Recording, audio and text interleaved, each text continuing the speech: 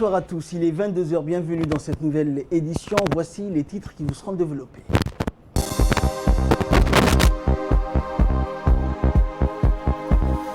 Clôture du championnat scolaire de l'enseignement moyen et secondaire pour la saison 2019-2020 au stade Roi Fahad à Balbala.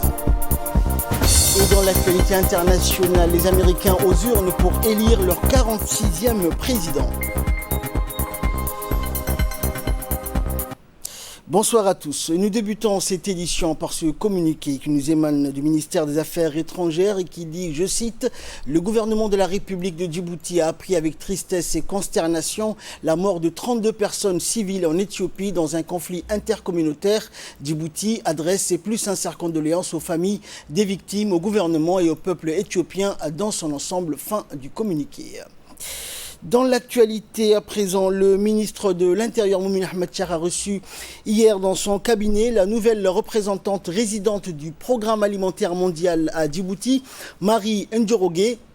Cette visite de courtoisie s'inscrit dans un mouvement de prise de contact de la nouvelle représentante avec les membres du gouvernement. Le ministre a aussi profité de cette occasion pour féliciter le PAM qui a obtenu le prix Nobel de la paix 2020, eu égard à ses efforts pour combattre la faim dans le monde. Les deux parties ont longuement discuté de leur partenariat efficient dans le soutien des populations vulnérables à Djibouti. Et suite à leur entrevue, le ministre de l'Intérieur et la nouvelle représentante du PAM résidente ont convenu de rehausser le niveau de leur collaboration bilatérale pour accélérer les efforts d'assistance et le soutien des populations vulnérables à Djibouti. Et la nouvelle représentante du PAM à Djibouti, Marie Ndjoroge, qui a été également reçue par la suite par le ministre des Transports, Moussa Mohamed Ahmed. Rappelons que cette visite de courtoisie de la nouvelle représentante du PAM à Djibouti s'inscrit dans un mouvement de prise de contact de la nouvelle représentante avec les membres du gouvernement djiboutien. Là aussi, félicitations du ministre à l'endroit du PAM pour son prix Nobel de cette année 2020 pour le combat contre la faim dans le monde.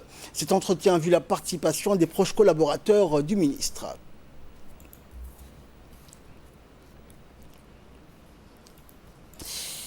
Et à présent, bilan donc de l'évolution de la pandémie de la Covid-19 à Djibouti, un communiqué donc du ministère de la Santé depuis le début de la crise de la Covid-19 à Djibouti. Alors le bilan pour cette journée du 3 novembre 2020, 7 patients déclarés guéris, 216 tests pratiqués, 2 cas positifs et heureusement 0 cas de décès.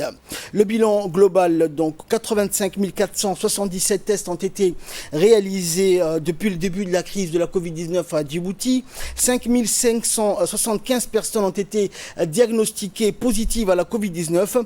5 467 cas ont été déclarés guéris. Malheureusement, 61 décès dus à l'infection à la Covid-19 ont été enregistrés. Demeurons vigilants, respectant les gestes barrières, protégeons-nous les uns les autres. La Cour de compte de Djibouti a tenu ce matin une cérémonie de prestation de serment des comptables publics dans ses locaux situés au centre-ville. Cette cérémonie présidée par la première présidente de la Cour des comptes, Ismaël Mahmoud, avait pour objectif donc de jugement des comptes des comptables publics.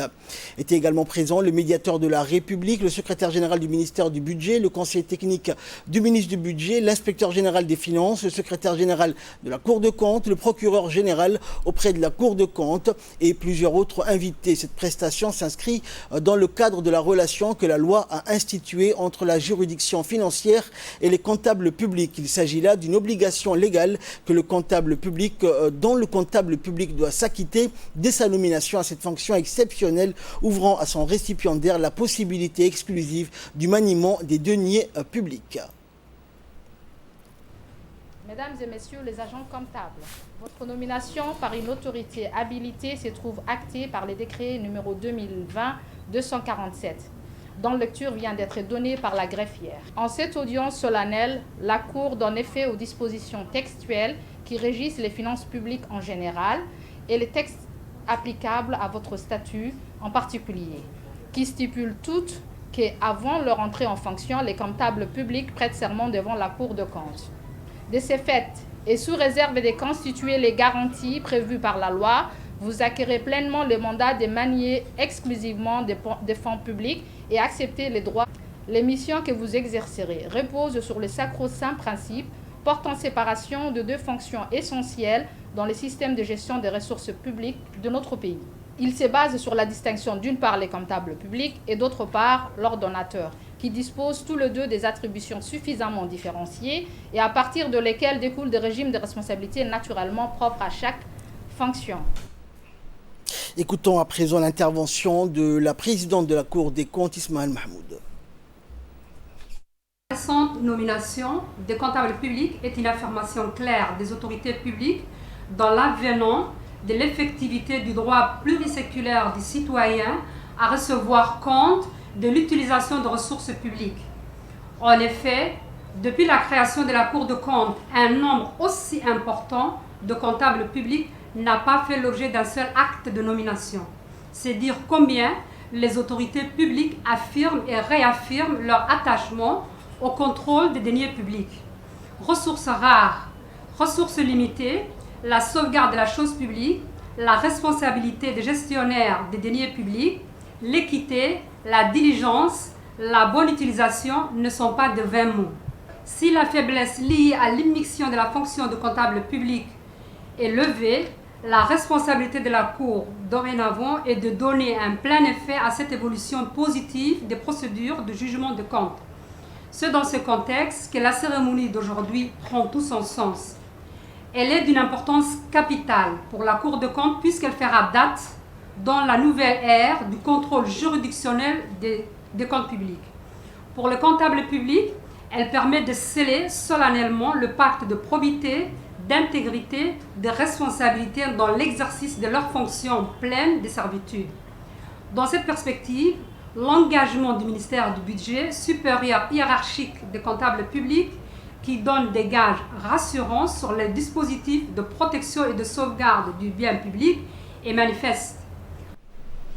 Autre nouvelle du pays, le ministère de la Santé, par le biais de l'Institut national de santé publique de Djibouti, a lancé depuis hier soir une vaste campagne de pulvérisation à grande échelle dans les quartiers populaires de la capitale. Cette opération se poursuivra durant tout le mois de novembre. L'objectif étant de réduire la prolifération des moustiques, principal vecteur de la transmission du paludisme, et d'agir en même temps sur les mouches et les insectes responsables des infections diarrhéiques, tout en détruisant les gîtes larvaires. Cette campagne permettra également à la population des quartiers des 3 communes de la capitale d'adopter des mesures de précaution appropriées et les bonnes pratiques d'hygiène afin de prévenir les risques des épidémies.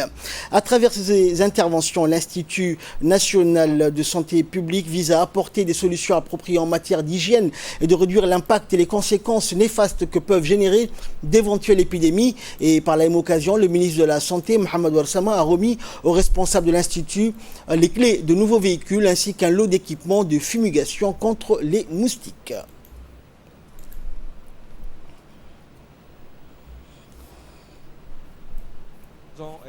Dans des zones identifiées, nous avons programmé des activités de pulvérisation intradomiciliaire avec des produits certifiés par l'OMS et la communauté internationale. Et dans les soirées, à partir de 19h, où nous allons mettre en place des activités de pulvérisation dans toute la communauté de Djibouti.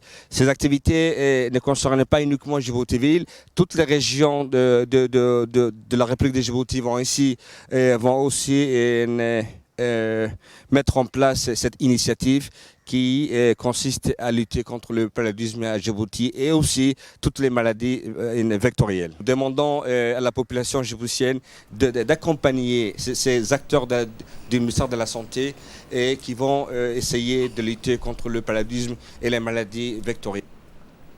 Sport à présent, le complexe sportif Roi Fahad de Balbala a abrité hier après-midi une cérémonie de clôture du championnat scolaire saison 2019-2020.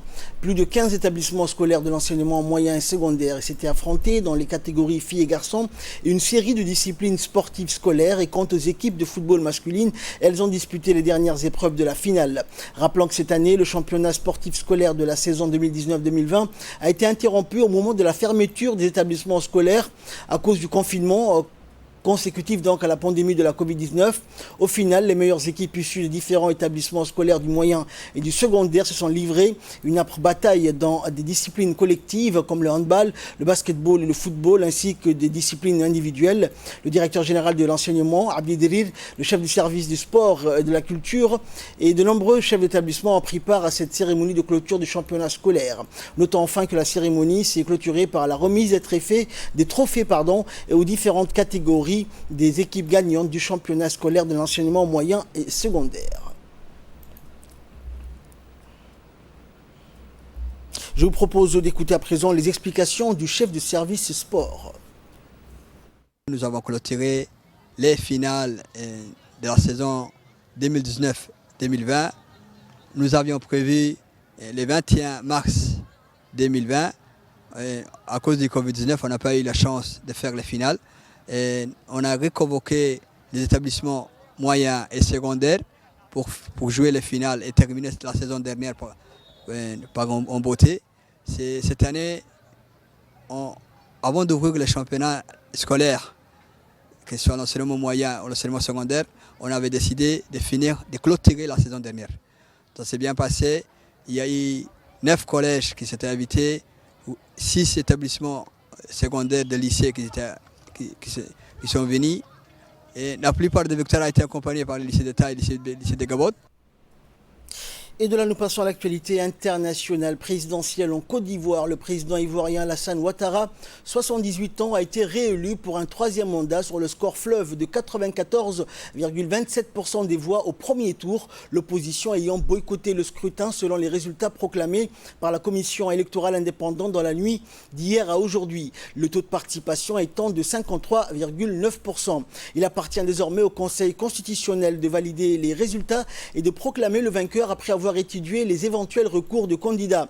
Alassane Ouattara, 78 ans, a obtenu de plus de 90% des voix dans la plupart des circonscriptions. Selon les scores annoncés par la commission électorale indépendante, le candidat indépendant Kouadio Konan Bertin arrive de son côté en 2e position avec 1,99% des voix. Les 2 autres candidats ont tout de même reçu des suffrages. L'ancien président Henri Konan Bédié termine 3e avec 1,66% et l'ex-premier ministre Pascal Affi N'Guessan, 4e avec 0,99% des voix. Présidentielle également, cette fois-ci aux États-Unis, les Américains aux urnes pour élire leur 46e président. Après plusieurs mois de campagne, l'élection présidentielle est officiellement lancée. Près de 250 millions d'Américains s'apprêtent à passer aux urnes afin d'élire le 46e président des États-Unis. Les 5 électeurs de Dixville Notch, un hameau de 12 habitants du nord-est des États-Unis, ont lancé symboliquement l'élection présidentielle américaine. Aujourd'hui, donc, ils ont voté à l'unanimité pour les favoris des sondages, le démocrate Joe Biden. Et ce village perdu dans les forêts du New Hampshire, près de la frontière canadienne, a perpétué une tradition établie depuis 1960 qui lui vaut le titre de First in the Nation. Au total, plus de 250 millions d'Américains se rendent aujourd'hui aux urnes pour choisir qui, entre Donald Trump et Joe Biden, sera le 46e président des États-Unis d'Amérique. L'ancien vice-président de 77 ans, Joe Biden, espère enfin décrocher les clés de la Maison-Blanche à sa 3e tentative. En face, le président républicain sortant, Donald Trump, 74 ans, promet de son côté de créer de nouveau donc la surprise comme en 2016. Et enfin, sport pour clore cette édition, Ligue des Champions, Real Madrid contre Inter Milan. Grand jour à Madrid pour une soirée de Ligue des Champions, 3 fois victorieux sur les 5 dernières éditions. Le Real Madrid n'a qu'un seul objectif cette saison, soulever une nouvelle fois la Ligue des Champions. Après un début de campagne complètement raté, avec une défaite à domicile et un match nul arraché sur la pelouse, la double confrontation qui se présente contre l'Inter Milan, l'autre cadre du groupe, apparaît comme une première finale dans cette saison. À domicile, les merengues n'ont d'autre choix que de l'emporter pour se relancer dans la course à la qualification. Zinedine Zidane, le technicien français, compte sur un homme pour ce grand rendez-vous, un certain Eden Hazard. Il devrait donc être titulaire pour la 2e fois de la saison après Huesca et une courte apparition en fin de rencontre. C'est tout pour cette édition. Merci pour votre très aimable attention. Excellente soirée sur Télé Djibouti.